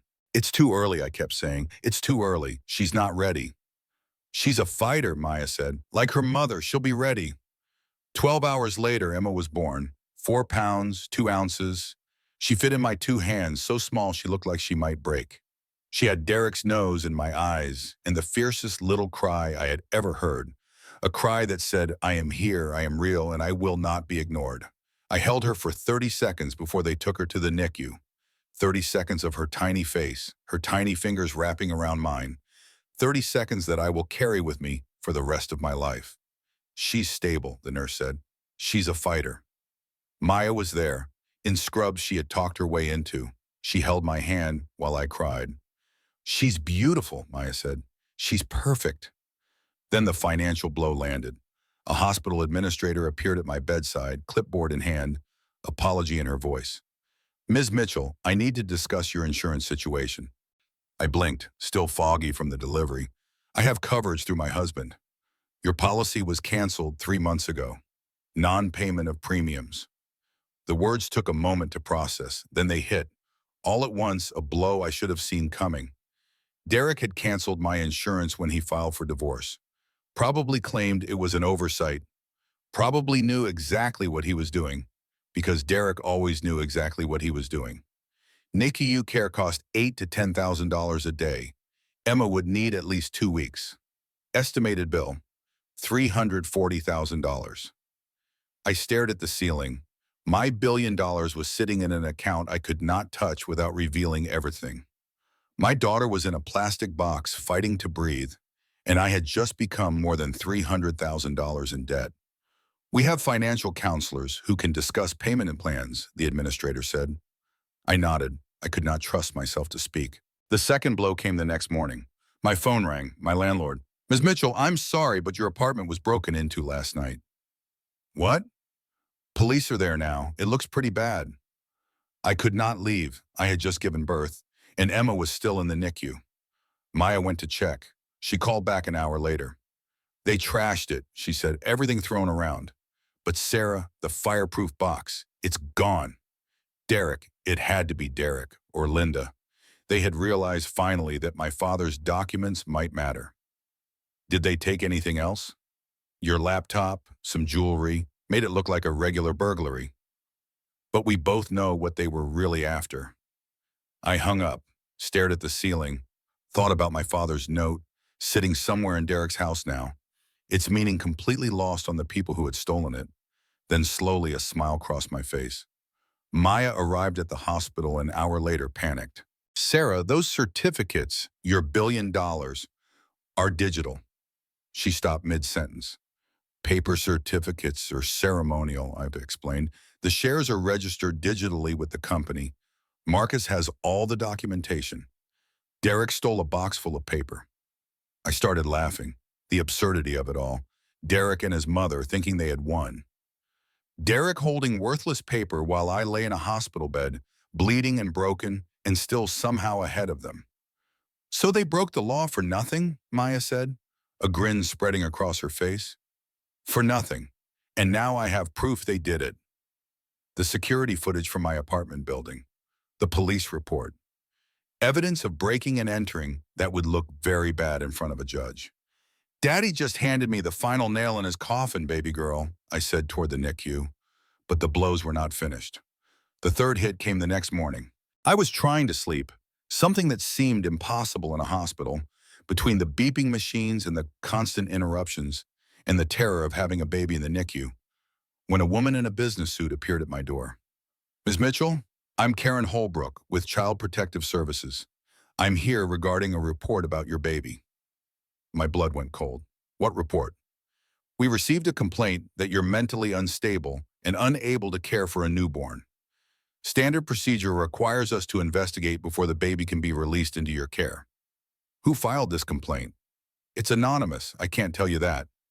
But I knew, of course I knew. Jessica, probably, or Linda, or some lawyer following Derek's instructions, covering their tracks while they tried to take my daughter. Let me guess, I said. It mentioned my therapy appointments, my unstable behavior, the harassment complaint.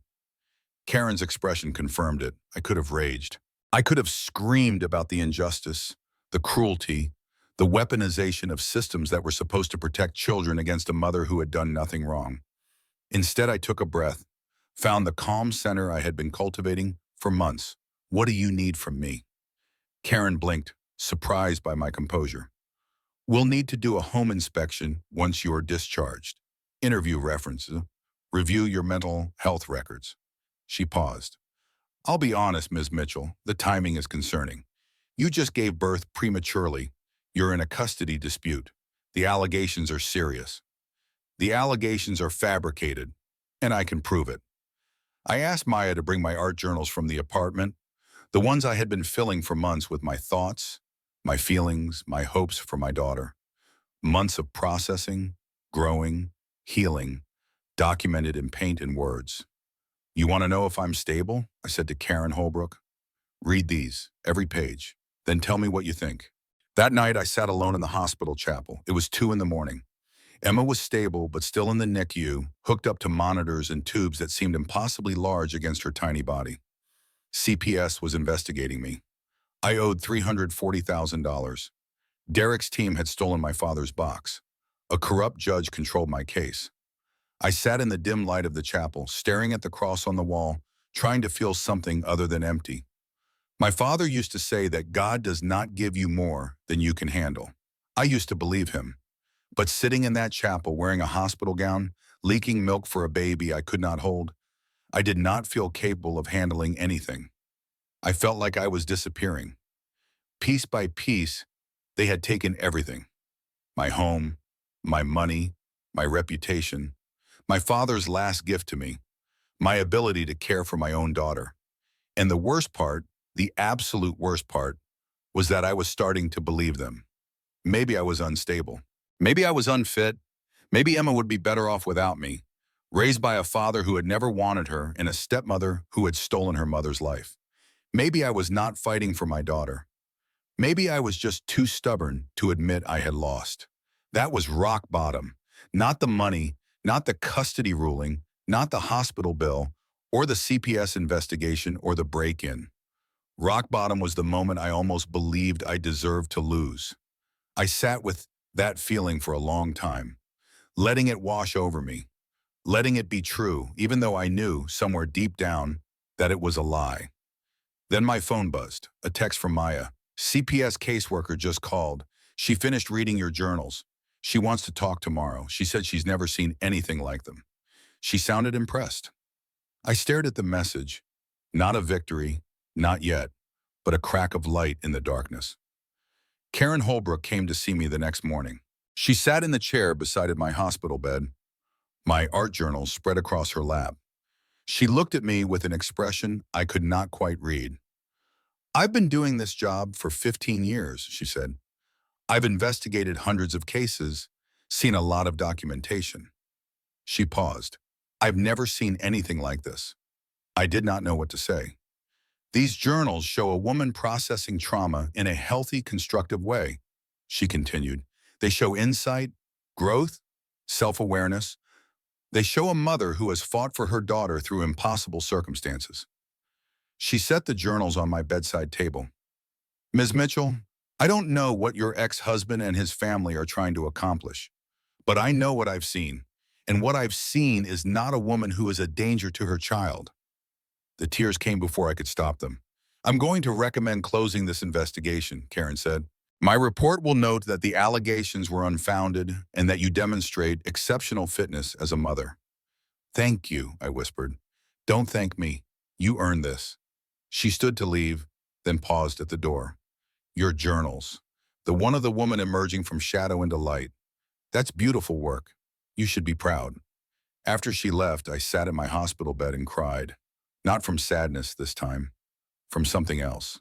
Relief maybe, or hope, or the beginning of something that felt almost like victory. 2 weeks later, Emma came home from the NICU. 4 pounds, 9 ounces now, still tiny, but growing every day. Still hooked up to a monitor that tracked her breathing, but healthy, strong. I held her in my tiny apartment, my apartment, with my name on the lease. And I felt something I had almost forgotten existed. Joy. Pure, uncomplicated joy at having my daughter in my arms, in my home, in my life. The War Council convened that same week. Present in Diane's office, me holding Emma, Maya, who had taken the day off work, Diane surrounded by files and legal pads, Marcus Webb via video call, and a new face, a woman I had never met before. Victoria Hartwell was 45, with sharp features and sharper eyes. She wore a suit that probably cost more than 3 months of my salary and carried herself like someone who had never lost a fight in her life. I don't usually do pro bono, Victoria said, reviewing my case file. I handle billionaire divorces, corporate disputes, cases where the retainer alone would buy a house. Then why are you here? I asked. Because Diane called me, because Marcus called me, because your story is going to make legal history, and I want to be part of it. She looked up from the file and her eyes were fierce. And because I genuinely hate men like your ex-husband. She set down the file. Let me make sure I understand this correctly. He hid $156,000, canceled your health insurance while you were pregnant, colluded with Jessica's father to influence judges, broke into your apartment to steal documents, and he thinks you're a broke school teacher with nothing but therapy bills and student loans. That's correct. Victoria's smile was sharp as a blade. They want to mock your salary? Let them. Let them laugh. Let them think they've won. She leaned forward. And then we're going to walk into that courtroom and burn their world to the ground. I don't want revenge, I said quietly. I just want my daughter. Getting your daughter is the revenge. When you walk out of that courtroom with full custody, your reputation cleared, and $1 billion they never saw coming. Trust me, that is the revenge. The next month was a careful dance of strategy and patience. Victoria rebuilt my case from the ground up. She hired forensic accountants to trace Derek's hidden money. She subpoenaed phone records that showed his calls to Judge Wells. She found bank transfers from Richard Crane to a consulting company that existed only on paper, a company owned by Judge Wells' wife. This isn't just misconduct, Victoria said during one of our planning sessions. This is a criminal conspiracy, bribery, obstruction of justice, wire fraud. She smiled grimly. Your ex-husband's friends picked the wrong woman to mess with.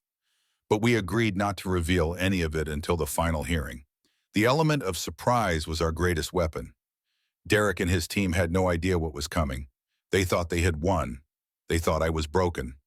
I let them think it. I rented a modest house in a safe neighborhood, nice enough to pass a home inspection, modest enough not to raise questions about where the money came from. I told the landlord I had received help from a family friend. He did not ask questions. Emma thrived. She gained weight steadily, hit her developmental milestones, learned to smile. Every morning I woke up to her face, and every morning I remembered why I was fighting. I returned to teaching part-time, 3 days a week, just enough to maintain the appearance of normalcy.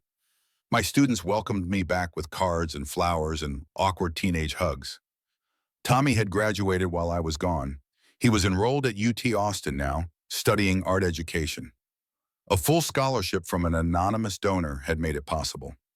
I don't know who's paying for this, he told me over coffee, his eyes bright with gratitude. But whoever it is, I'm going to make them proud. I'm going to do what you did for me. I'm going to help kids who feel invisible. I smiled and said nothing. The hospital bill disappeared too, paid in full by a charitable foundation that no one at the hospital could quite explain. The administrator who had once asked about payment plans now treated me with a mixture of curiosity and respect. The mystery woman whose $340,000 debt had vanished overnight.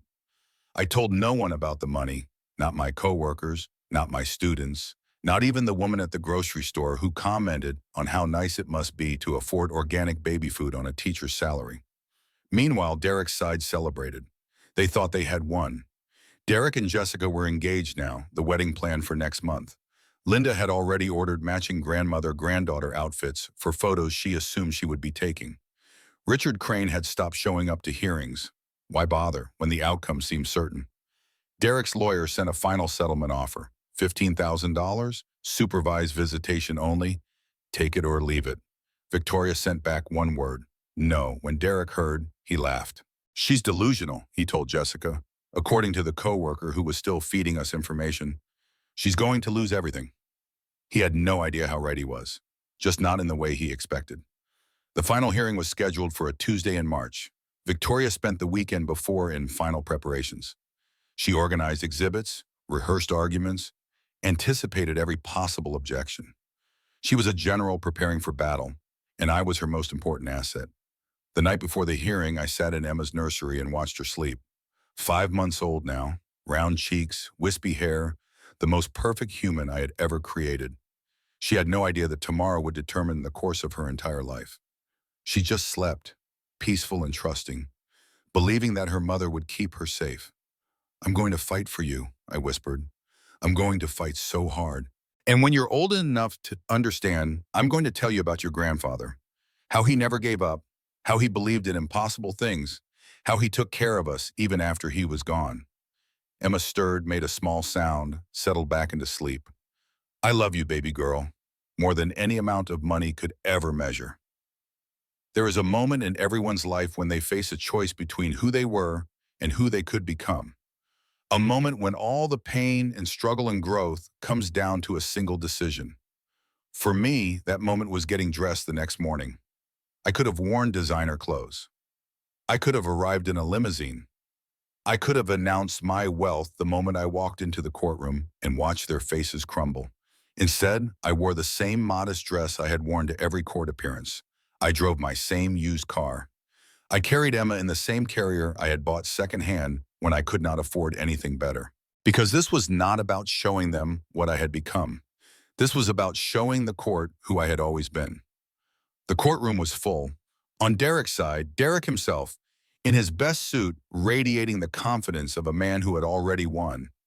Jessica, visibly pregnant now, positioned for maximum sympathy. Linda looking at Emma with an expression of proprietary interest that made my skin crawl.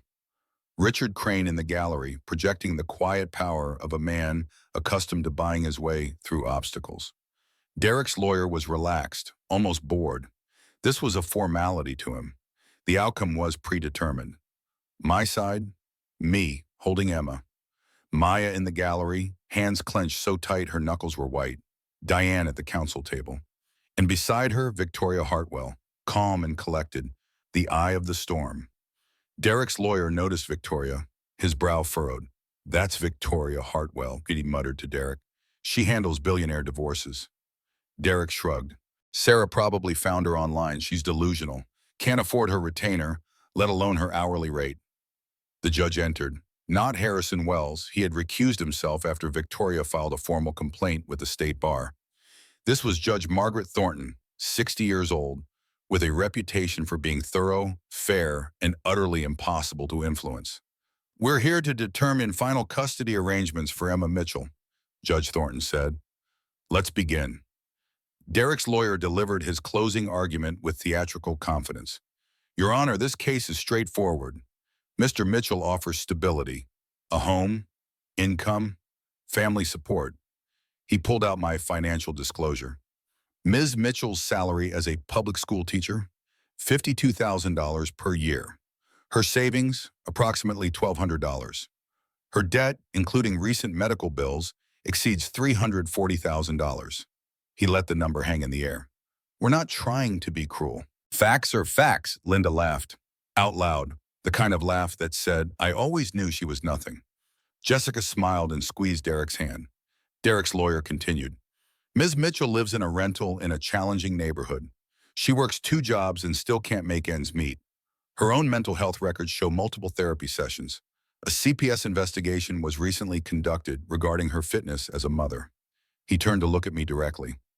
Your Honor, Ms. Mitchell is not a bad person, but she is not equipped, financially, emotionally, or practically, to provide for this child the way my client can.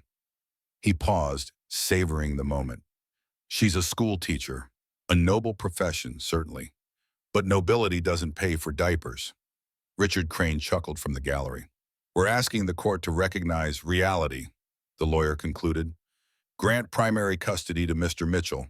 Allow Ms. Mitchell reasonable supervised visitation. and let this child grow up with the stability she deserves. He sat down, satisfied, victorious. The courtroom felt it, that electric certainty of a foregone conclusion. Judge Thornton turned to Victoria. "Counselor, your response?" Victoria stood slowly. She did not speak immediately. She let the silence build, let the anticipation grow, let Derek's side settle into their confidence. Then she picked up a thick folder, much thicker than anything they had seen before, and walked to the front of the courtroom. She placed it on the evidence table. The sound it made echoed through the silent room. "Your Honor, I'd like to submit additional documentation regarding my client's financial position." Derek's lawyer scoffed. "What, did she find a GoFundMe?" Victoria ignored him. "I'd also like to submit evidence regarding criminal conduct by opposing parties." The smile slid off Derek's face. Victoria opened the folder. She began laying out documents one by one, her voice calm and precise. Document 1. Share certificate for Next Gen Analytics, registered to Sarah Brennan Mitchell. 23% ownership stake inherited from her father, Thomas Brennan, 3 years ago. Derek shrugged. "So what?" Document 2. Official announcement of Microsoft's acquisition of Next Gen Analytics. Closing price, $4.2 billion. The shrug faded. Document 3. Certified valuation of Ms. Mitchell's shares at the time of acquisition. Victoria paused. $966,437,000. Dead silence. I watched Derek's face transform. Confusion first, then disbelief, then horror. The dawning realization of what he had done, what he had lost, what was about to happen to him. Victoria continued. Document 4. Account statements showing these funds have been held in trust, entirely separate from any marital assets, since the acquisition closed, 2 weeks after the date of separation. Derek made a sound like he had been punched. Document 5. Police report from a break-in at my client's apartment. Security footage shows a woman matching the description of Linda Mitchell entering the building with a key she should not have had. Items stolen included a fireproof box containing original share certificates, which, as we've established, are ceremonial copies of digitally registered shares. Linda made a strangled noise. Document 6. Text messages between Mr. Mitchell and his mother, sent the day after the break-in. Quote, "Got the box, just junk like we thought." End quote. Document 7. Phone records showing Mr. Mitchell's calls to Judge Harrison Wells's personal cell phone on 3 separate occasions in the past 2 months. Richard Crane was no longer chuckling. Document 8. Bank records showing $50,000 transferred from Richard Crane's personal account to a consulting company owned by Judge Wells's wife, a company that our investigators discovered has never provided any actual consulting services. The silence in the courtroom was absolute. Document 9. Recording of Derek Mitchell telling his coworker, and I quote, "The trick is to hide money before you file. Sarah's too stupid to find it." End quote. Derek's lawyer was on his feet. "Objection! This is... Sit down, counselor," Judge Thornton said sharply. "Continue, Ms. Hartwell." Document 10. Termination letter for Sarah Mitchell's health insurance, canceled by Derek Mitchell 3 months before she gave birth, while she was pregnant with his child. Victoria closed the folder. "Your Honor, opposing counsel just spent 15 minutes mocking my client's salary. Let me be clear about what they were actually mocking." She turned to face Derek's side of the room. They were mocking a woman who could have revealed her billion-dollar inheritance at any time, who could have hired an army of lawyers, bought this courtroom, and crushed them from day one. Her voice hardened. Instead, she stayed quiet. She let them underestimate her. She let them mock her, because she wanted this court to evaluate her as a mother, not as a bank account. Victoria looked at me now, at Emma in my arms. Sarah Mitchell isn't asking for revenge. She's asking for her daughter. The same thing she's been asking for since the beginning. She paused. The only difference is, now the court knows who's actually equipped to provide for this child. She sat down. Judge Thornton turned to me. "Ms. Mitchell, would you like to address the court?" I handed Emma to Maya, stood, faced the judge. I did not look at Derek, not once. Your Honor, a year ago, I was a high school art teacher who loved her husband and couldn't wait to become a mother. I wasn't rich. I wasn't powerful. I was just a woman trying to build a life. I took a breath. When I discovered my husband's affair, I had $847 in my checking account. I slept on my best friend's couch. I worked 2 jobs while pregnant. I nearly lost my daughter because I couldn't afford proper medical care, because my husband canceled my insurance and never told me. My voice was steady, stronger than I had expected. I found out about the money in the middle of the worst period of my life. I could have used it to fight back immediately. I chose not to. I let that land. Why, Bustes? Because I wanted to know if the system would protect me without it.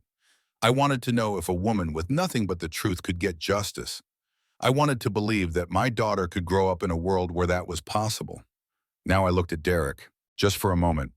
I don't want revenge on my ex-husband. I don't want his money, his apology, or his attention. I want him to become the kind of father Emma deserves. But if he can't do that, I want him to stay away from her entirely. Back to the judge. I'm standing here because I didn't give up, because my best friend wouldn't let me quit, because my lawyer believed me when no one else did, because my father, who died thinking he was a failure, somehow managed to take care of me from beyond the grave. My eyes burned with tears I refused to shed. I'm not asking this court to reward me for being rich. I'm asking this court to recognize that I fought for my daughter when I had nothing. Imagine what I'll do for her now. I sat down. Emma reached for me. I held her close. Judge Thornton took a long moment. She reviewed the documents. She looked at both sides of the courtroom. This court has reviewed extensive evidence over the past hour, she said finally. What I've seen disturbs me deeply. She looked at Derek's table. Mr. Mitchell, you lied on your financial disclosures. You colluded to influence judicial proceedings. You canceled your pregnant wife's health insurance. You participated in the theft of her personal property. She looked at Richard Crane. Mr. Crane, I'm referring evidence of your involvement to the State Bar in the District Attorney's office. Richard's face went gray. In the matter of custody of Emma Mitchell, a pause that lasted forever. This court awards sole legal and physical custody to Sarah Mitchell. The evidence of coordinated misconduct by Mr. Mitchell and his associates makes any form of shared custody inappropriate, he pointed at this time. Derek made a sound I had never heard from him, the sound of a man watching his carefully constructed life collapse. Mr. Mitchell's visitation rights are suspended pending psychological evaluation and parenting classes. After completion, he may petition for supervised visitation, supervised at Ms. Mitchell's discretion. Furthermore, this court orders Mr. Mitchell to pay all of Ms. Mitchell's legal fees, medical expenses related to the birth, and compensatory damages for emotional distress, amount to be determined in subsequent proceedings. Mr. Mitchell is also ordered to appear before this court in 30 days to respond to evidence of perjury and obstruction of justice. She set down her gavel. This case is closed. Ms. Mitchell, you're free to go. I walked out of that courtroom with my daughter in my arms and my best friend beside me. Behind us, chaos. Derek arguing with his lawyer, Linda sobbing, Jessica shouting that this was not over. Richard Crane already on the phone with his criminal defense attorney. I did not look back. At the courthouse doors, a reporter had somehow gotten wind of the story. Ms. Mitchell, is it true you're worth almost $1 billion? Do you have any comment? I stopped, considered. I was worth something long before today, I said. I just didn't have the paperwork to prove it. I walked into the sunlight. 2 years later, the Thomas Brennan Foundation has brought art education to over 300 schools across Texas. My father's name is on every classroom door. His photograph hangs in the foundation's office, a picture of him at 35, before the years of struggle and disappointment had worn him down, smiling with the kind of optimism that seems almost naive in retrospect. He believed in impossible things. He believed until the very end, and he was right. I think about him every day. I think about the note he left with those stock certificates. Keep these safe, sweetheart. You never know. He knew.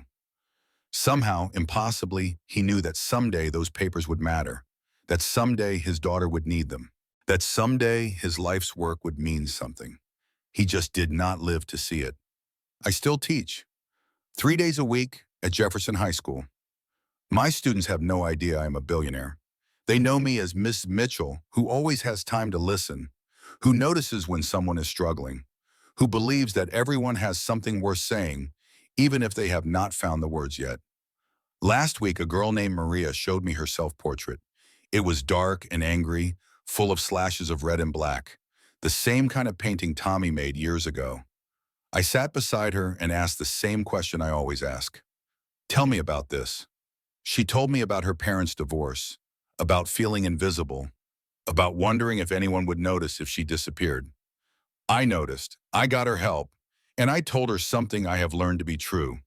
You are not what they say about you. You are not your worst moment or your hardest day.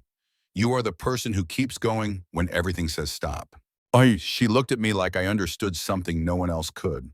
Because I did. Because I had lived it. Emma is 2 years old now. She has her father's nose and my eyes and a personality that can only be described as aggressively joyful. Her first word was bird. Her second word was more. Her third word was mama.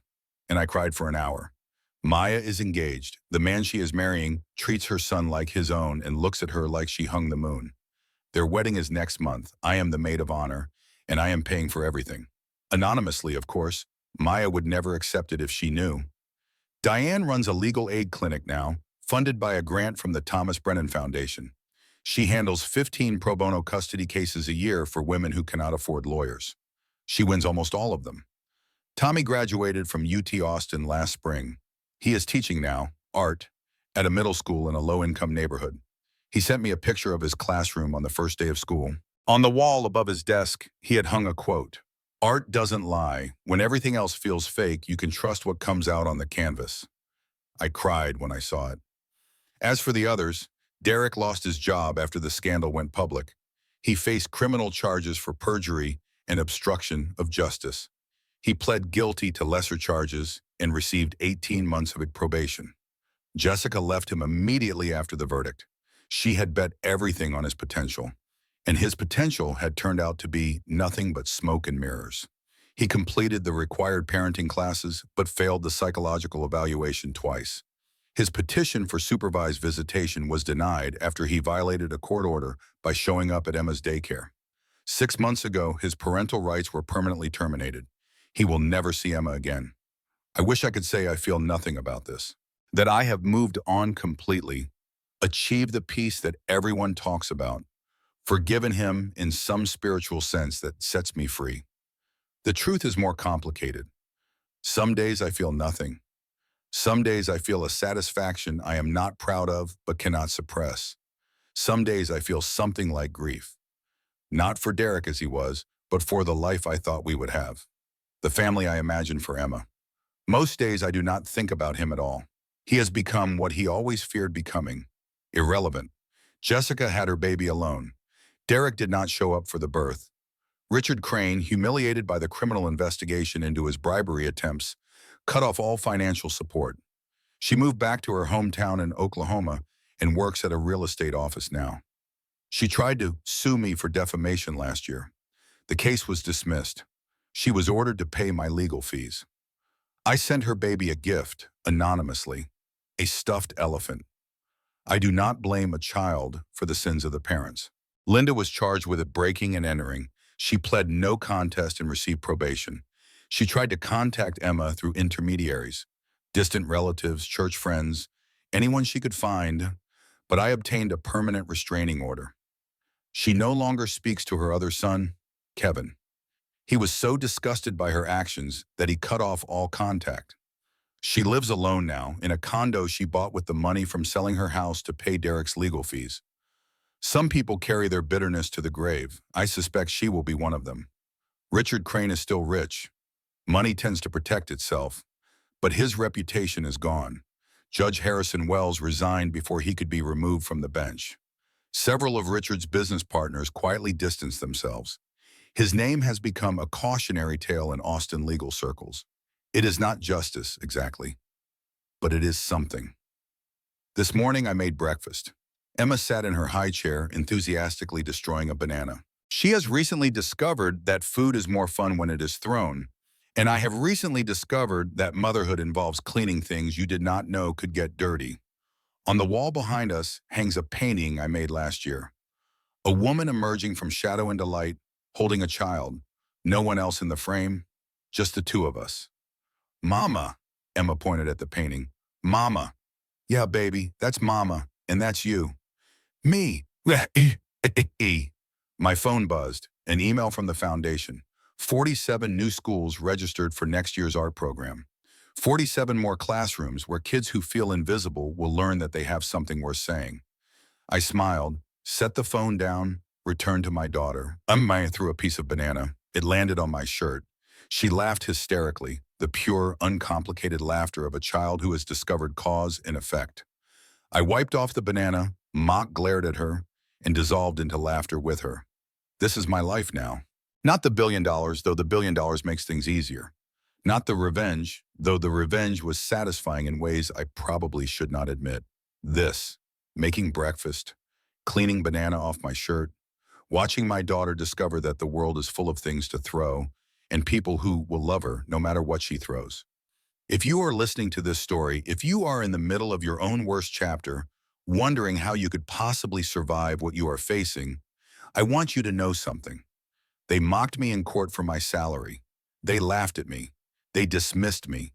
They called me unstable, unfit, unworthy. They used every weapon they had to convince me that I was exactly what they said I was, nothing. And I almost believed them. That is the part I want you to understand. I almost believed them, but there is something they did not know, something that had nothing to do with money or lawyers or billion-dollar inheritances. They did not know that strength is not something you have. It is something you find when you have no other choice. They did not know that the woman they underestimated had spent her whole life seeing a value in people who had been told they had none. They did not know that every time they knocked me down, I was learning something about who I really was. You are not what they say about you. You are not your salary, your apartment, your worst moment, or your hardest day. You are the person who keeps going when everything says stop. You are the strength you find when you think you have nothing left. You are the choice you make to try again, one more time, even when trying feels impossible. That is worth more than any $1 billion. I know because I had nothing once, and I've found everything that mattered. Emma points out the window. A bird is hopping across the lawn, searching for breakfast. Bird, she announces. Mama, bird. Ma, yeah, baby, I say, lifting her from the high chair. It's a bird. I carry her to the window. Morning light spills across both of us, warm and golden, full of promise. Behind us, the painting, the woman in the light, holding her child. Ahead of us, a day like any other, a day of small joys and small frustrations and moments that will blur together in memory, but mean everything while they are happening. My father died thinking he was a failure. He was wrong. He just did not live to see what he built. I almost made the same mistake. I almost let them convince me I was worthless. That is the real danger. Not losing the court case, not losing the money, not losing the house or the reputation or any of the things they tried to take from me. The real danger is losing yourself, believing what they say about you, forgetting that you were worth something long before you had the paperwork to prove it. I look at my daughter. She looks back at me with her father's nose and my eyes and a future that is entirely her own. I love you, I tell her. Love, she says back, still learning the vowels. It is enough. It is everything.